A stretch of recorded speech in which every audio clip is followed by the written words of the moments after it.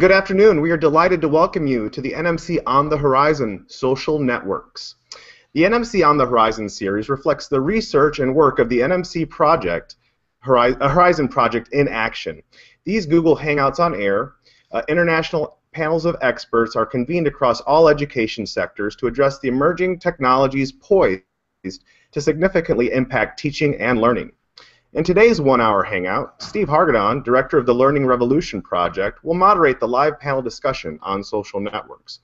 I'm your host today, Alex Freeman, director of Medea at the NMC. Amy Blake is joining us on technical support. Please feel free to ask questions via Q&A if you have questions or if you encounter any technical problems. Sit back, get comfortable, and enjoy the following discussion. But first, a bit of logistics. In this session, if you have a question, you can type it into the Q&A.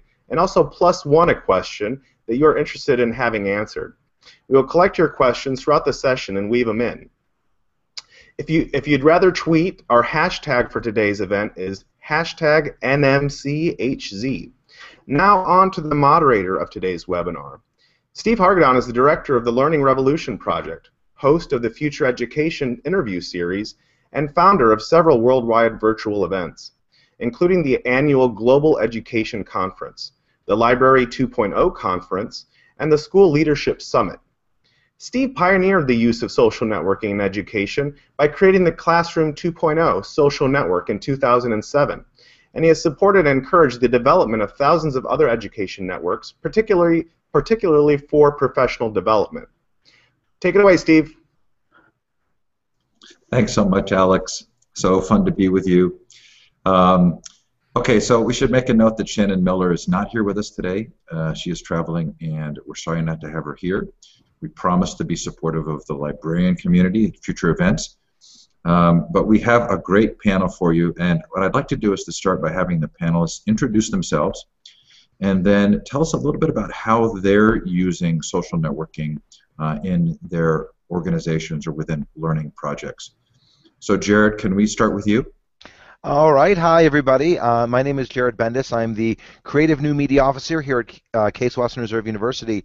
And I'm here in a sort of different capacity. I actually teach a course called Living the Digital Age, and I teach social networking as part of the activities that everyone's doing. So I spend a lot of time teaching social networking, not necessarily teaching with social networking. And I had a fun little social networking project a few years back, which I'm sure will get mentioned a little bit later on. I'm also here for comic relief. So thank you.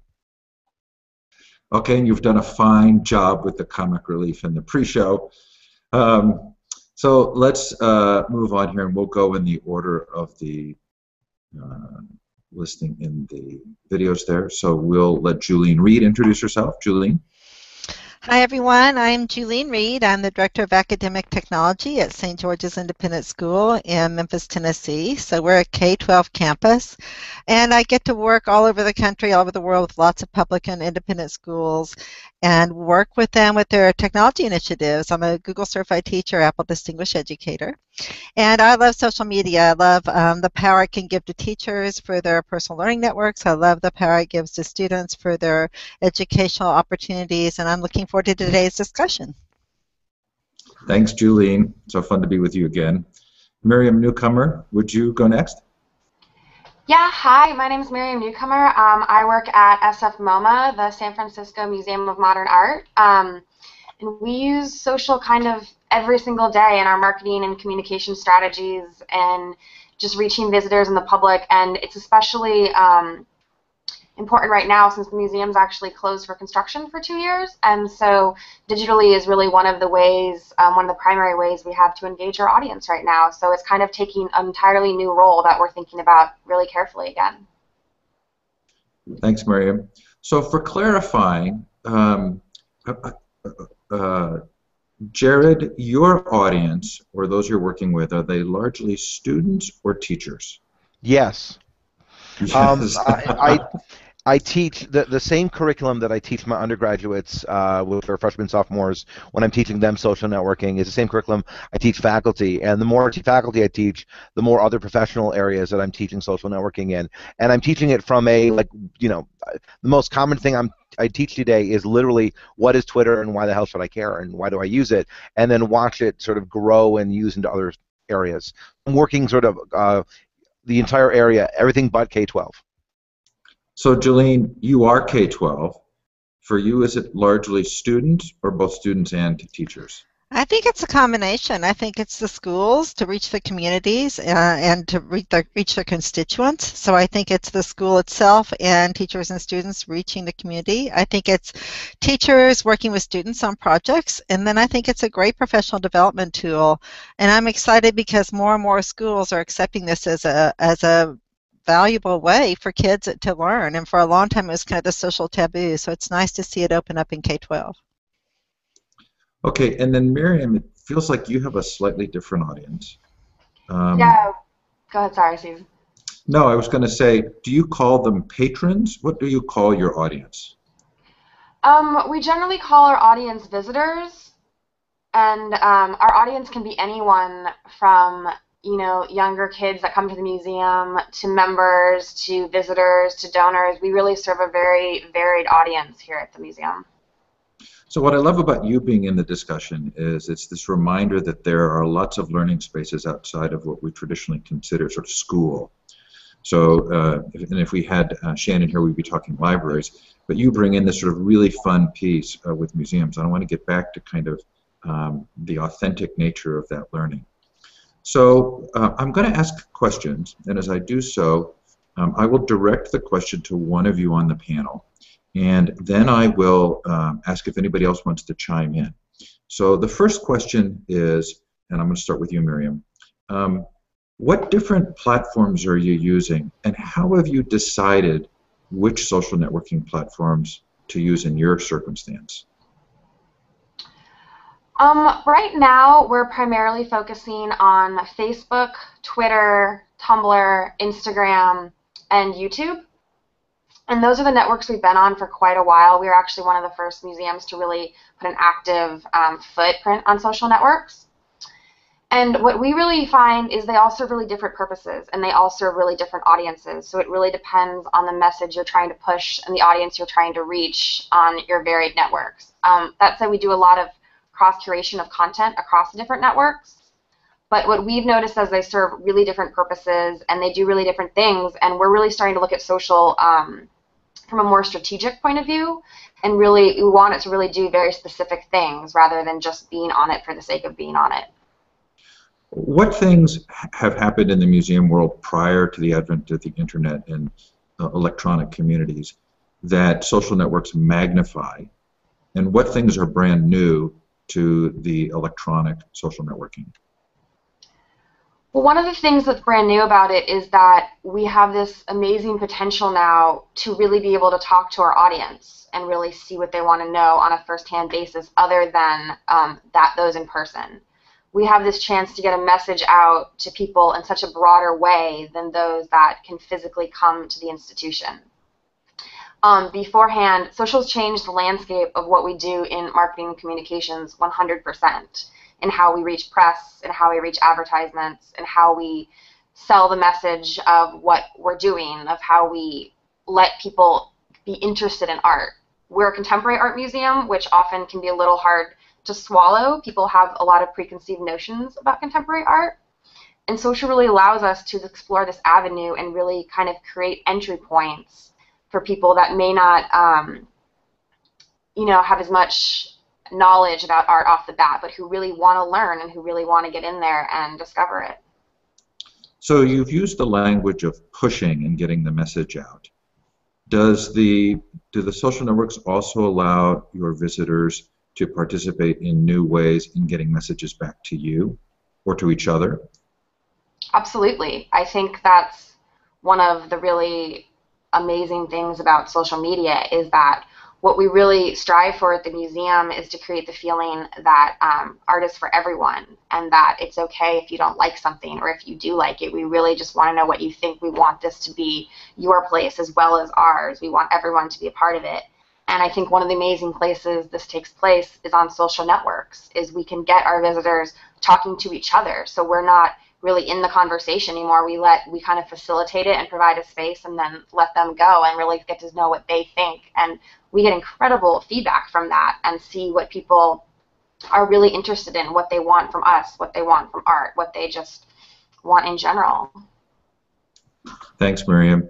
So, Julene, in terms of what kinds of things we call social networks or social networking, what tools do you find that you're using in which circumstances? Well, and I think it's been really interesting over the past few years how it's grown and changed, and I see lots of change in the future as more and more schools become digital and have the bandwidth and the tools to join in. For a long time, it was a limited audience, but additionally, it's also just that the tools have changed. We started off with the MySpace kind of stuff, the very simple first steps in that, and then we have YouTube and Facebook. We did Ning a lot, and people still use Ning, but there are new tools out there now like Tumblr and um, Pinterest and Google Plus community. So the tools have changed, and so I've kind of gone through the swing of tools. I think everybody has their favorite tool at a time, where they're on Twitter a lot, and then maybe they're not on Twitter as much for a while, and they're off doing something else. I think I come back to the standards. I love Google Plus communities. I come back to Twitter. Those are kind of my personal learning networks. But I think it also depends in a school what the situation is. If it's the school with the community in general, you want to use the tools that they're using. So what she said about purpose, I think, is really important. What is the purpose? And if it's for that marketing and communication with the parents and the families, then I do think it's the Twitters and the Facebooks. And if it's for your teachers, for professional learning, there are options for that. And then what ones are you using with students in learning environments? And probably coming into that is what ones can be public or private, and how can you set those privacy settings? And then just which ones the district or the school is ready to adopt. So it's been a moving target, but I see just a huge growth explosion, and I applaud the schools that are using it because they're great ways to use it. So I'm interested that you said what tools people are ready to adopt, because clearly each of those many tools, and there are dozens, right, have a variety of feature sets. But you're saying that sometimes it's not necessarily the feature set as much as it is that people are willing to accept the use of that particular tool at a particular time. Twitter clearly gets kind of enormous play in the media, and does that have more acceptance? Well, and I think it does, and I think that it's also, what are your friends doing? What is your own real social network doing? If you're doing it to, what are the constituents of the school using? So you look at that and try to reach your audience where they are. That doesn't mean you're not being progressive and using new tools as well. I remember not that long ago, I was talking about Twitter about 3 years ago, and I'm working in a middle school, high school, and the high school kids all kind of rolled their eyes at me like, oh, what are you talking about? And now they're out there tweeting all the time. So it's different stages of adoption among different constituencies, I think. So what specifically do you do with students, especially given the age range and the terms of service for a lot of these networks? What's currently working for students? Yeah, and it's not just what I do, because I'm all over the country. It's interesting to see things. I was in a school up in the New York area recently, and they were very proud. In the kindergarten class, they had the Twitter bird all over their door windows, the windows of their doors, and they had their names on them, their Twitter names and things, and they had Tweet Tuesdays, or Tuesdays where they always tweeted to the community in kindergarten what was going on in the classroom, which I thought was awesome to start at an early age and teach them the appropriate use of it, and teach them the networking social parts of it. I have seen situations where a Facebook account is used to really bring students out that maybe wouldn't talk or be as communicative in public around the other students, but a professor may pose a question or a certain topic, and then all of a sudden they'll start responding to it, and it's that whole community. It's sort of like a mini blog, a microblog, and the way that they're using it. Blogging is fabulous, and our students use blogging. And then the Twitter for the microblog, and the Google Plus community is for a very focused discussion or making a sort of community like that. So just lots of great ways. One of the things I was reading recently was a group of students in doing their problem-based learning or their challenge-based learning came up with a real problem in their neighborhood or something in the world that they were really interested in. So they made a Facebook account about it and came up with all kinds of ideas for solutions and supporters. So to see that growth, that social networking, that problem had with the social networking aspect of it was really amazing. They realized they could make a difference. So those who've been doing this for a while will recognize that sort of Twitter and Facebook are both tools that provide the blogging platform and the reader capacity, the aggregator capacity. So when you have two tools in one, it makes it much easier to use. But both those services have age limits. right? So how are schools dealing with that? I mean, do you just basically say we're not going to do this if they're under 13? Well, there are some ways you can. COPPA is very important. It's very important that we do the Children's Privacy Act. So that's something that really very critical or very aware of, and we're always looking at. But it depends on the service that you're using. You know, if you're using something like an Edmodo or something, there are services where they're not harnessing any data, and that's the whole thing. Are you getting students' data? Are you getting children's data? And as long as you're protecting their data, and within their policies, there are ways to do it. With the Google App School, there are ways to do it within that domain too and keep it more private. So that's an excellent point. You do have to be aware that anything under 13, it has to be protected. So if you had a classroom Twitter account where the students are tweeting, my guess is the teacher is the one who has that account, that it's not really kindergartners out there with Twitter accounts. Okay, that's a little bit of a hot potato, isn't it? Mm-hmm. So Jared, how is your world different? And what tools or uses are you seeing in your world? Well, my view of this is a little bit different. See, I'm teaching young people to act responsibly and old people to act. And so, you know, a lot of times I've got a lot of people who are like, they hear about social networking and they're still afraid of it, or they hear about social networking and they're using it in an unnatural way. So what I want for these tools to be used, I'm not here to teach a teacher to go out and use Twitter in their classroom. That's nearly not what I'm doing. What I'm doing is I'm getting people to adopt natural technologies naturally so that they go out and it's part of their life and then go, oh my God, I could use this for. The example that I used that really kind of hit home was I was doing a 2-day workshop with a group of a faculty-only workshop, and we had one professor. He was a radiology professor at the hospital and a case, and he got so excited that during one of the breaks he ran out to set up his Facebook account, only to find out that he had set one up 2 years ago. And he got so excited about social networking and the things that you could do with it beyond the little stuff. It was how you could use it professionally, how you can use it as just as a professional in his field, so you get to gather information, let alone to connect with the people he was trying to connect with. And what was funny is, and the story that I tell is that he actually had me speak at a radiology conference. And he had me come and do 2 sessions, one which was social networking listening, and then afterwards, after lunch, we did social networking speaking. So it was the 2 parts, you know, the talk before you talk. And what was interesting about this was that the continuing medical education organization was willing to give credits to the doctors in the room, but the continuing radiology association said that what I was doing was completely irrelevant and was not acceptable for ongoing credits. And we had this huge debate because that radiology organization literally was on every social network there was. We could prove it to them. And they're like, well, that's just marketing. And we're like, no, it's not marketing. There's education here. You're providing education here. But and so it became this whole thing where like half the people in the room got credit and half the people didn't.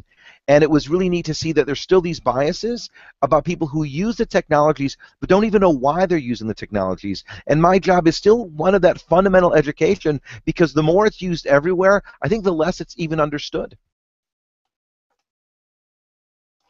And I have a comment to make with what Jared said, because I agree with you totally, and I loved your comment about the different ages. You know, to teach the young ones to use it responsibly and the older ones to use it, period. And I totally agree with that. But I also just wanted to make the comment, our kids are doing this anyway. You know, youth are out there using these social media tools anyway. So I think it's what's really awesome for us as educators is how can we take what they're already doing and harness the energy and the power behind it and get them excited about using it in appropriate ways for education. And that was the comment I had for that.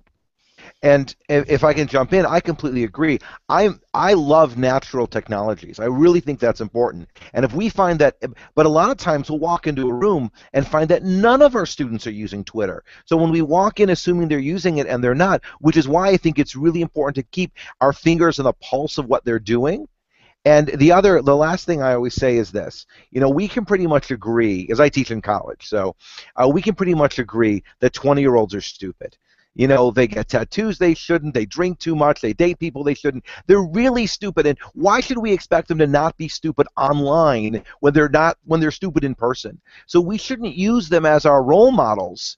And that's what happens when I'm working with adults. And when I tell this to the 20-year-olds, they're like, oh yeah, I guess I'm being an idiot. So I'm trying to flip the switch on what a role model is using these technologies. And that's why I like what you're doing with the K-12, because you're really growing them up in the sense of this is standard stuff. Well, and the part that we always say is, you know, what better place to fail and make that stupid mistake than in an environment where there are people there to help support you and learn from your lesson. So I think that's great. So Jared and Julene, you've both sort of described the process of people becoming comfortable with the technologies in the education arena. Miriam, my guess is that's not something you have faced as much, or have you faced that in terms of promoting the use of these technologies within your field? I would say that that's something we've faced really internally, whereas we've noticed that our visitors and the people we're trying to reach are very comfortable on social. They're very active on social. We do notice the same thing, that it tends to be a generational move, that younger journalists or younger artists tend to be more comfortable on social than those of an older generation. But we really struggled with trying to get it accepted, I would say, internally for different organizations. I used to work at a museum called the Hammer Museum in Los Angeles, and for the 3 years there, we really implemented it and started from having no social presence to a large social presence. And one of the real challenges there was getting access and getting our organization to really accept that this is what's happening now, this is everywhere, we need to be a part of this as well. And one of the cool things is you could see the shift in mentality as it went on. We had curators at the beginning that wouldn't let us installation for exhibitions. And you know, that's kind of the most fascinating part, is getting these behind the scenes actions for the museum and really getting people to tell the story and to care. And we had people just blanket blocking us. And then you could see them go through the shift when we did get access and we got to take some pictures of, you know, just a painting being hung, just someone to feel like they're part of it and feel like they're part of the organization. And then you could see this ripple effect that would happen with visitors, with journalists. There's this one amazing installation we did for this exhibition called Made in LA, where part of the exhibition was that the artist went through and left clay fingerprints in the galleries on the walls, and that was actually part of it. That wasn't a smudge. And so I went in and took a picture of it and put it on Instagram, and it had a sticky note that said, "These fingerprints stay," so the installers would know that. And then people actually retweeted that and wanted to go in the galleries looking for this little fingerprint, and they got really actively excited and involved in this exhibition that otherwise people would have walked right by. So I'd say in terms of getting people to understand it, it's been more of an internal shift for our big organizations. Because, you know, museums are slow movers. We've been around for hundreds of years, and we're really important. The education aspect is very, very important to us, but we're trying to get people to kind of play with that and know that it can be fun, and it doesn't have to be quite as formal as it always is. There's a place for that too, but, you know, we can hit both audiences at once. So you mean museums are slow movers, whereas educators are in a very nimble field? Hey, so Miriam, we have this great Q&A feature within the on-air portion of the broadcast, and questions get posted and then they get +1. And there's one that's risen to the top, and it asks about good resources for influencing decision makers. Did you end up going to any particular resources that you could recommend? I'm sorry, what do you mean by resources? Well, an article or a book or a video or something that somebody could actually sort of tangibly take to a decision maker and say, here, watch this or look at this. I would say the thing about social is there's no shortcut. You know, to really have a strong network, you really have to be on it often. And the way we were finally able to prove things internally was, luckily I had a lot of freedom to do a lot of testing of things that we thought would work, and then just kind of corralling the responses and seeing how things would take off and really monitoring the conversations and how this post would get, you know, 300 likes and 50-something comments, and the conversations that people were having on our Facebook page and really getting involved in the art, and kind of, it is an educational tool, and so they were kind of teaching themselves this is interesting because the material on this painting is actually live playing cards, which goes to this artist's intention of this, and suddenly this artwork is open to a whole new level. So what we really did for bringing it up was really just kind of tracking examples of what really worked and what people really responded to, and then taking that to them and saying that, hey, social's it's not this side thing. It's really integral to everything we're doing and can help tell your story too, versus it is marketing, but it's also education. It's also the curatorial practice. It's also, the restaurant. It can be absolutely everything and serve every purpose. And Miriam, you're right, it is educational, and I think for a lot of zoos and aquariums that I work with, and also for other nonprofits, it's providing a variety of feeds. So if you have a Twitter account, you're trying to hit different audiences with different information because your constituency is so broad. So I know that that's been successful with the ones with whom I've worked, is that you're always trying to give different pieces, to the whole group, and hoping that they're getting something from all of them. Absolutely. Oh, go ahead. It's exactly, like, I say the word entry point a lot just because people are going to care more when they understand what it is. And, so many social networks are image friendly, which is really helpful for an art museum because we're such a visual place that often just showing the image and giving a line or two of more explanation of something that you may not know off the bat, really all we need is that little nugget to get someone interested and then go want to come see the show or want to read more or really want to then take the educate themselves, take the initiative to go do that. So we really just kind of push out little tidbits and hoping that one of them will catch, and then someone will just go and learn for themselves. So Jared, if you're teaching this, my guess is that you have some go-to material, right? Are there some resources or places you send people who have concerns to give them a sense, or do you do the same thing Miriam does, which is just to sort of show things in action? Well, I guess it depends on which parts you're talking about. I mean, and I know that there are some things about, like, privacy and FERPA and things like that, and that has nothing to do with social networking. That has to do with privacy and FERPA and those things. It's how we implement them in those social networking areas. So understanding sort of, like I'm going to go with the FERPA one as an example, right? FERPA is a problem. It's a problem if I am having students post art on the walls in a public environment, as much as it is if I'm having them blog openly. So I have to sit there and go, what is it that I'm doing, and how does it track back, and how do I explain it back into these bite-sized nuggets? So from that, I think it's a translation area. The rest of it, when I go back to sort of organic thing, I go back to sort of the case studies. I go back to what they're trying to do. For me, a lot of times, and I'm looking at more of listening than speaking. So I love talking about the river of information, and they're all just different news feeds, whether it's Twitter or whether it's Pinterest, and I love what Pinterest is turning into for the people that are really using it for their enjoyment, and then how they can, again, turn it around and contribute. So no, I don't have like this list of places I send them to, because what I want them doing is I want them using it organically, I want them using it slowly, and then of course when there are questions, and there are serious questions that have come up, to sit there and go, all right, how do we translate this, what looks like crazy unique situation, into something that actually isn't crazy and unique? We've been dealing with these issues for decades, but we called them something else, and we probably can put that container into this container instead.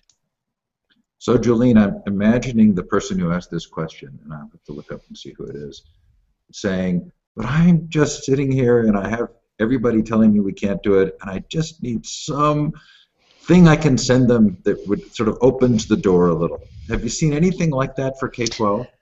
There are some articles and some best practices, and I think we could probably post the links to those somewhere with some examples, and especially the one that I found recently with the effectiveness of being able to take a problem and come up with a solution by putting it on a Facebook account, and then the discussions the professors are having with their kids on Twitter, by having that networking too. And it is that fear. I think there's two pieces to this, and one is, the privacy of the students. I think that's one of the great fears. And then how do we know they're going to put appropriate data or information up there that's going to be authentic information? And that, I think, is just education and getting them to be responsible digital citizens using these tools.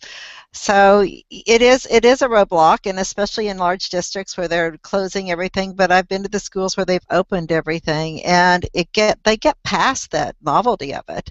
They get past the let's just do it for fun, and then they get in the situation where if the professor or the teacher is engaging, and the task is authentic, they're going to do it in the right way. And so I think it comes down to that classroom management instructional strategy as well.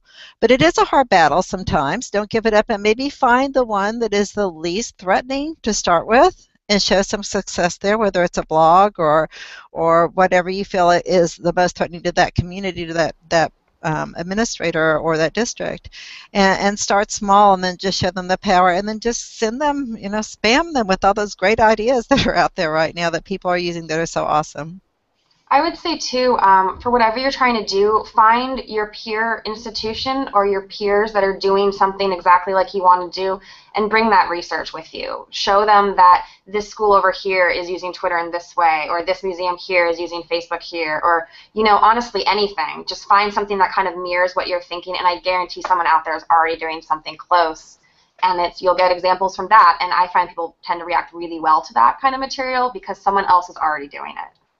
That's a great point. And also that we were discussing metrics, and sometimes metrics in a classroom are a little different. But if you've put up this site that's directly tied to what you're talking about and staying in your class, you can get Google Analytics or some other tool that's going to give you some metrics. So there is data you can get as well. Okay, so this is really fun. We're about halfway through, and we're not anywhere close to halfway through our questions. But I want to dive a little deeply here. And I want to talk about sort of maybe what we're learning on a large human scale. So for decades, maybe centuries, we've had models of learning that were primarily institutional, top-down, sort of one-way driven. The technologies of the web, and especially social networking, have really created peer platforms, platforms for conversation, platforms that allow for back and forth and following interests and aggregating and curating. Is this a significant shift historically? The social networking in education, is this more than just another tool? Is this actually helping us to remember and maybe even redefine learning? And Jared, let's start with you. It's always fun when this question comes up because I think it was like 2 years ago, a student came up to me and asked a question that the horror in my face when she says, Jared, how do you cite a tweet? And I'm like, let's back up a moment, because you could just answer that question. But I said, let's back up a moment, and I want to know what's the situation. And she says, well, I'm doing a term paper on popular culture in whatever, and I posed my question to Twitter. And I said, all right, let's talk about this as scholars. Every single one of us, when we have a question, we ask our friends. I'll ask you, hey, you got a good book for me?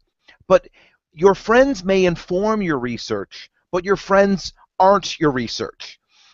So you don't put in the bibliography, went to the library, you put in the bibliography, the book you got at the library. So let's back up a little bit. So that's the first thing. I wanted her to see a context to this. But then she goes, no, it's a little different than you think. I go, what happened? And she goes, well, I posted my question, and Neil Gaiman replied. And we're like, okay, now we've got a problem, because that's awesome. And Neil Gaiman, and it was official, we verified it was really Neil Gaiman's account and everything. So now we've got a problem. Now, obviously, Twitter is being archived, but we don't have access to that archive. So how do you do it? And we ended up using it as a personal communication. But all that aside, what had really happened was she used Twitter to get in touch with a primary source, to get in touch with an expert. Now, she could have done this via email. 20 years ago, she could have written a letter. Hell, she could have knocked on somebody's door.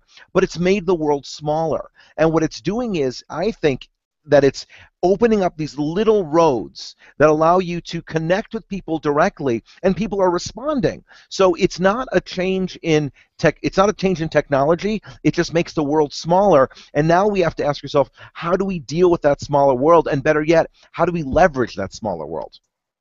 So Jared, I want to stick with you for this for just a minute, right? Because that learning experience, that smaller world, existed for some small percentage of students, over centuries. Now this is sort of a democratization of that. And what are the implications of that kind of much more broad and widespread type of learning that's the kind of learning that's inherent in the Latin word liber, or freedom, rather than the learning of sort of one-way memorization? I think it comes, a couple of years ago, I took a course on a history of technology course, and I was a little bit at odds with the professor because a lot of the books she was using were wrong. I knew some of the stories that were real. I knew some of the people that were involved. That's the problem when you get involved in the field is you start reading the books and going, I don't believe what's in books anymore. So we keep telling all the kids, don't believe what you read on the internet, but the internet has made me skeptical of everything. I don't believe anything anymore. And so I think what we're seeing here is that in some ways we're believing everything we read. That's one side of it. On the other side of it is it's teaching us that we all must be really good researchers. And that's why, I work in a library, I work for a library. It's a very exciting time because the library is not a place full of books. The library is a place full of pathways. And these pathways exist in all sorts of ways. So yes, it's a brave new world. I think it's a really exciting time to be in this age, but it's also scary because you can either believe everything at face value, which is wrong. You can believe everything that's been vetted, which is wrong. And so now it really becomes a matter of we're seeing this. I can't even imagine how awful it's got to be in the K-12 arena because the truth is out there, and the truth was always moderated, and now it's totally unfiltered. So I think we have sort of putting the filters back in, putting these methods in place. I think it's an exciting time. But like another example that I'll give, somebody had mentioned LinkedIn. And I always joke that nobody uses LinkedIn, right? Who successfully uses LinkedIn? A couple of people get a couple of jobs. But as I started playing with LinkedIn groups, what I found is that I really am not, I'm not getting freelance from LinkedIn, but what I'm getting is I'm actually getting in touch with people who are willing to have conversations. I'm actually getting quotes from CEOs. It's this weird back channels that we found politically as well. You can actually tweet your local city, and they'll fix a problem better than if you called or emailed them. Jared, you have this snowfall thing going on, but it's just over your head. We want to assure people that's not a dandruff problem. That's just an effect from YouTube. I'm in Cleveland. What do you want? It's snowing here. I'll turn it off. So Julene, in Jared's answer, I still saw the lens of consumption. I still heard a lens of how you evaluate material. Mm-hmm. Participation, though, here is really a significant shift, especially in K-12. What's your answer to this question about what these technologies are doing to how we think about learning? Well, Jared scared me now, so I'm not sure I can answer, but I'll try not. And nobody knows this better than you, Steve. With your work with the Global Education Conference, the world is a small place. And for kids to be able to creatively problem solve and learn together globally through all kinds of different social networking and technology resources is just, to me, an amazing tool.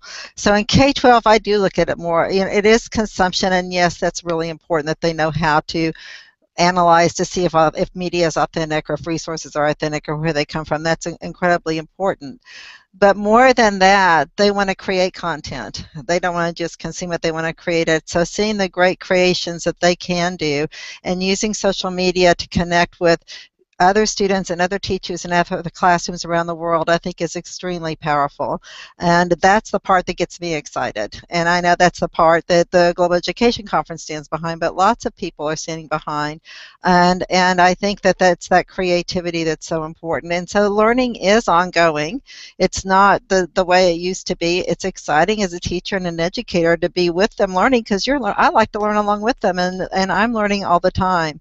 And I think that makes it really powerful, that it's not the way where we just had a set of facts and information and had to consume it and then spit it back out. It's now so much more dynamic, and we're truly learning about parts of the world that our ancestors never could even imagine the kinds of connections we can make today.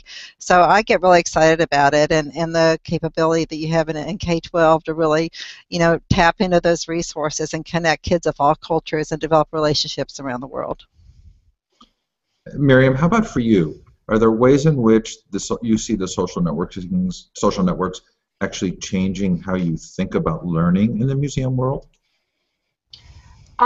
Absolutely, 100%. I mean, I think for us, for the museum, like our biggest accomplishment is when we get someone caring enough to ask the question of why. So if we can spark the conversation and get it started and spark someone wanting to know more, then that's a win for us. You know, someone's questioning those things. And so now I think it's just, again, it's something that everyone in the museum has to think about. It's social's here. It's not a fad. It's not something that can be pushed under the rug.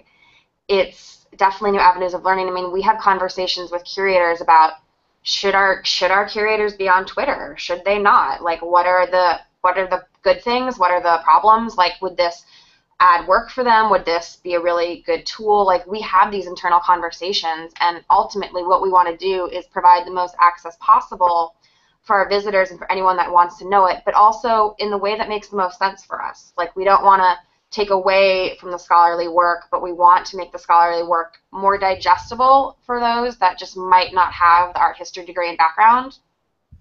So it's not kind of putting a wash on it. It's just another form of communication. And so I think we have to think about everything we do now in terms of social, and in terms of if we add a social side to every exhibition, every event, every avenue, and it's just something we constantly think about now. Miriam, years ago, I discovered that there was a mistake on the manifest for the Titanic, and that a woman named Kate Hargadon had actually been a passenger, but her name had been misspelled for all of that time since the Titanic had gone down. And so then I was then referred to as the historian that discovered this for several years on hundreds of, of all of the Titanic websites. Is there a change like that in art? Are there ways in which individuals who would never have been able to contribute are somehow in a position now to contribute to the art world?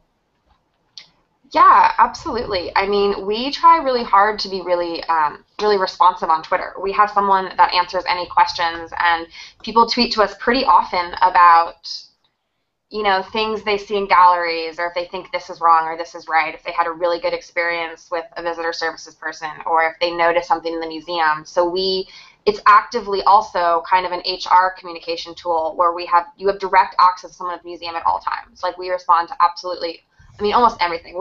There's always going to be a level of the crazy tweets that you obviously can't respond to that, but we really use it as a tool, like, to get one-on-one attention. We're also experimenting with it in terms of press and journalists and traditional media, and if Twitter is a way to really get a hold of someone quickly, because just with the way we digest news now, it's all changed from social networks. Like, anything on Twitter and Facebook before anything you'll see in print or on the news almost. Like, you almost know it immediately, and museums, we have to change with that. We have to find a way to be that nimble, and so people will tweet at you and expect an answer instantly.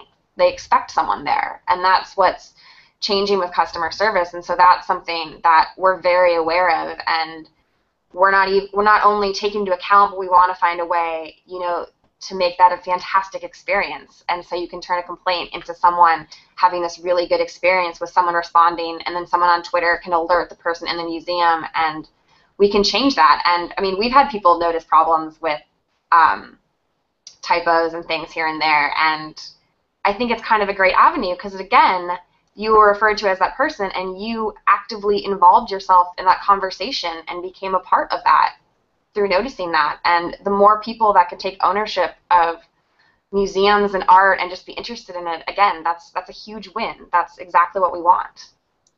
So, Jared, Miriam brings up a really interesting point, which is the care with which the person running the network or responding responds to someone who's reached out.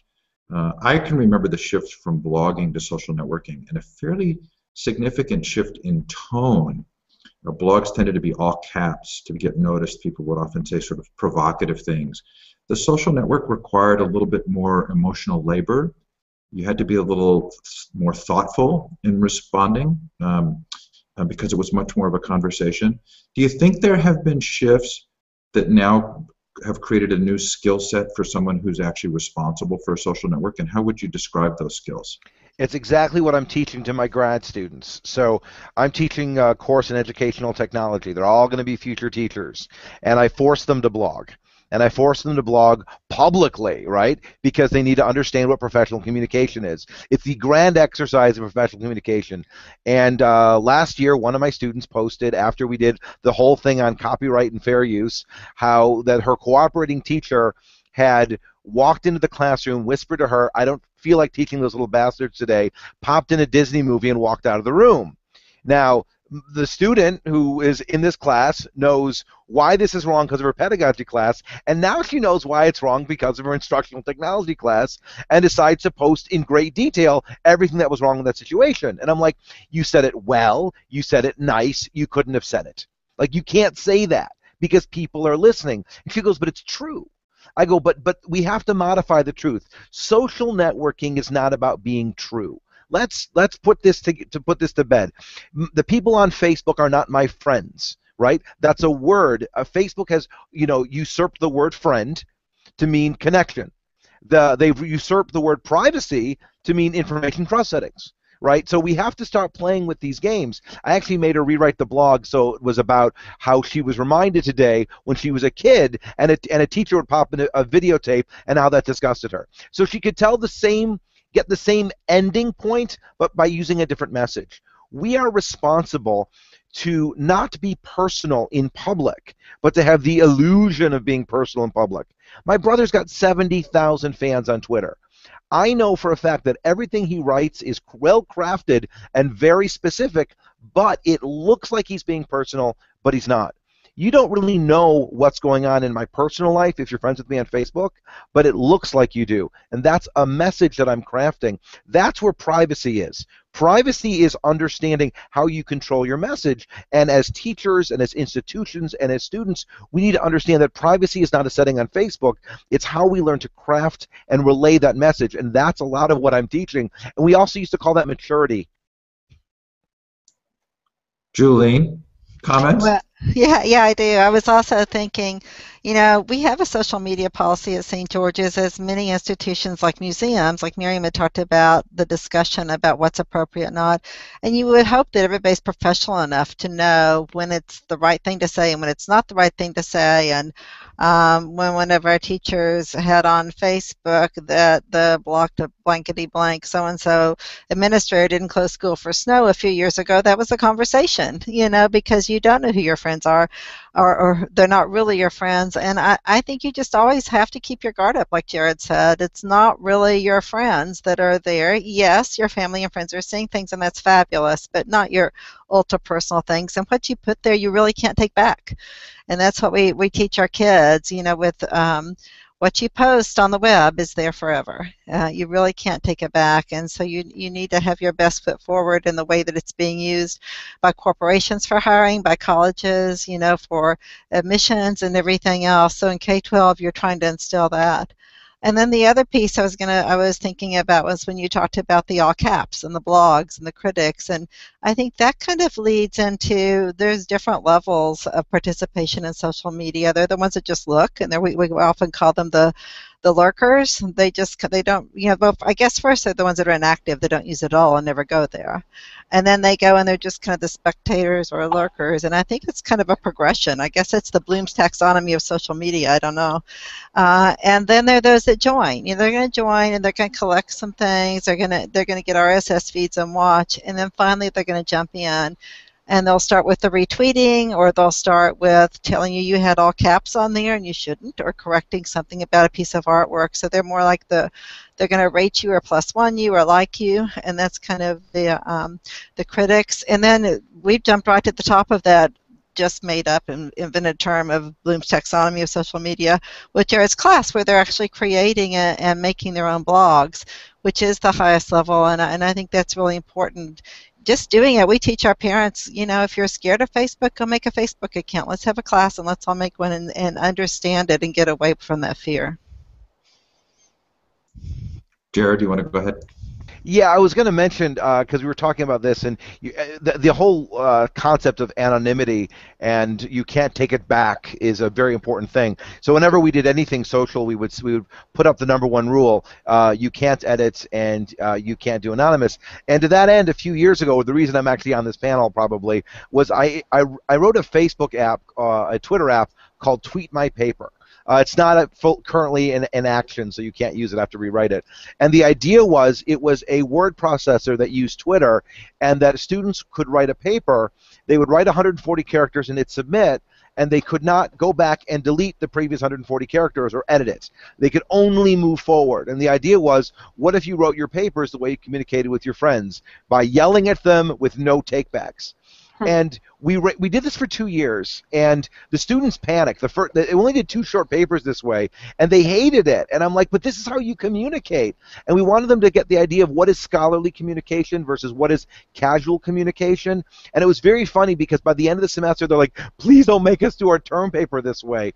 And to teach them the value of editing was the greatest thing ever. So we were able to leverage that. But it really is about the idea of there are no takebacks. It's here forever. You don't want to know what you can find about things that I wrote in the 90s that are still on Usenet forums.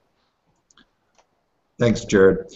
Miriam, I'm guessing that you're in the position that you're in, and you've played the role that you've played because of certain personality traits, of things that you might recognize in yourself, have allowed you to understand this and to understand the social aspects. Is there a set of personality traits or skills associated with being the person who organizes the social? You know, that's really interesting because currently I'm not actually the person that runs our social at SF MoMA. I actually work in our press office, and we're working on pulling media relations kind of up to the more digital age and how they're changing. But at my previous job, I've only been here for a few months.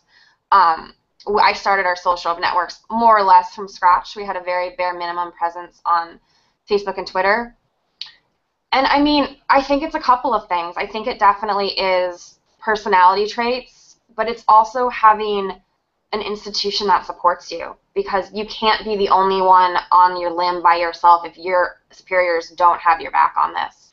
Like you need on social to be able to, you need to have the freedom to fail. You need to be able to try things and see if they work and see if they go, or certain initiatives that don't. You need to have the confidence in what you're doing to take some criticism and to take it, because you can't respond to every naysayer on Twitter or Facebook, because you'll spend the entire day and you'll be pulled down into an argument that's impossible to win. Like you need to have that confidence and that trust. And I was really lucky at the Hammer that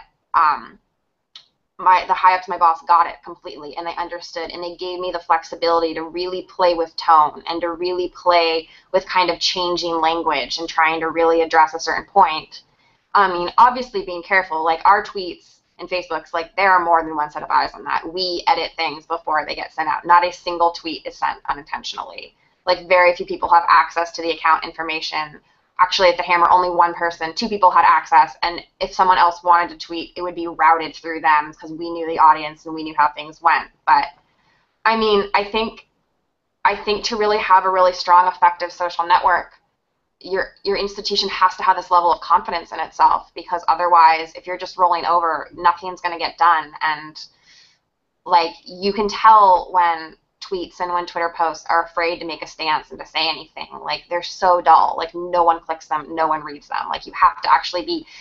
It matters what you say. It's not just the fact that you're tweeting or on Facebook. It's what you're saying that really makes the difference. So fun. Okay, we're in the final turn.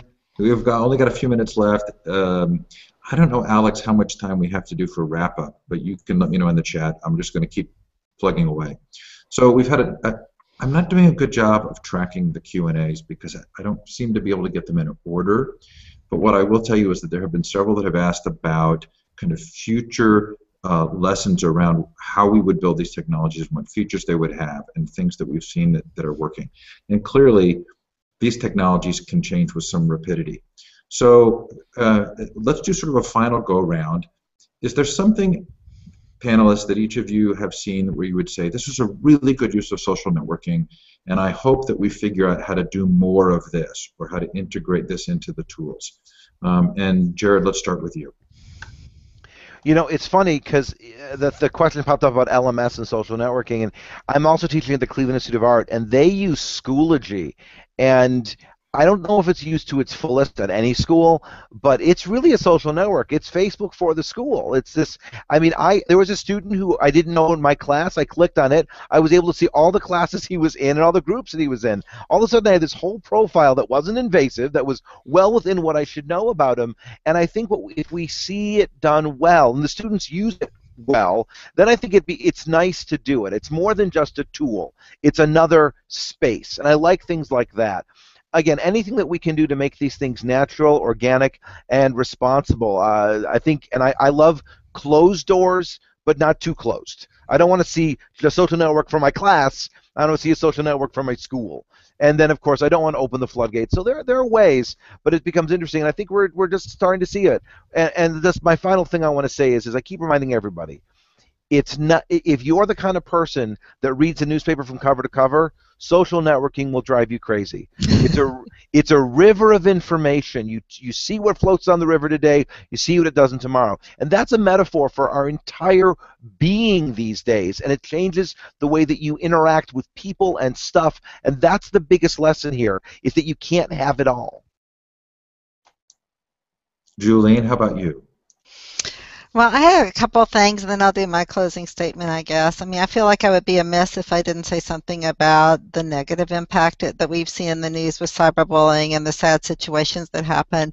And so I think the more that we use these in schools, the more we teach them responsibility and good ethics and ethical literacy and all of that, I think using it more can help us maybe diminish the negativity that's sometimes associated with it. Educating our kids through whatever counseling programs and school programs is really important.